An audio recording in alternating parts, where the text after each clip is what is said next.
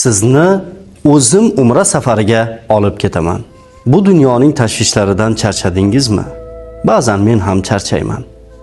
Keling bir tasavvur qilib ko'ramiz. Ikkimiz Toshkentdan Madinaga to'g'ridan-to'g'ri reys bilan uchib bordik.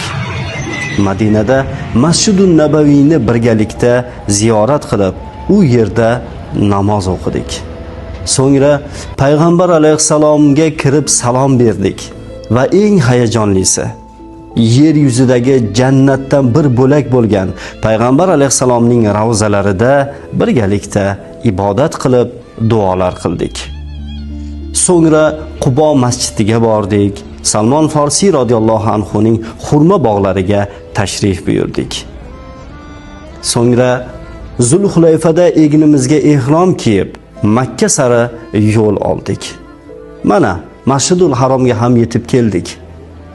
Ko'zlarimizda yosh, labbaykani baqirib aytib, Ka'ba tomon yuzlandik.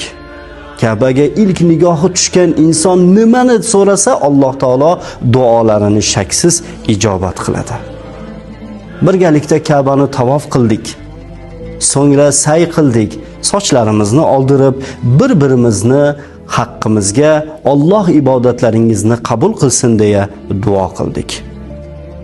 Birodarim, agar mana shu holatni haqiqiy hayotda ham bo'lishini istasangiz, 7-oktyabr Toshkent-Madina-Toshkent yo'nalishi bo'yicha to'g'ridan-to'g'ri reys bilan umra safariga yo'lga chiqamiz va aynan men sizning xizmatingizda bo'laman. Istasangiz, yanada savobim ko'paysin desangiz, ota-onangiz, ahlingiz va oilangizni ham o'zingiz bilan birga oling. Hoziroq quyidagi raqamlarga qo'ng'iroq qilib, o'z joyingizni band qilishingiz mumkin. Eng go'zal umra safarlaridan biri bo'ladi inshaalloh.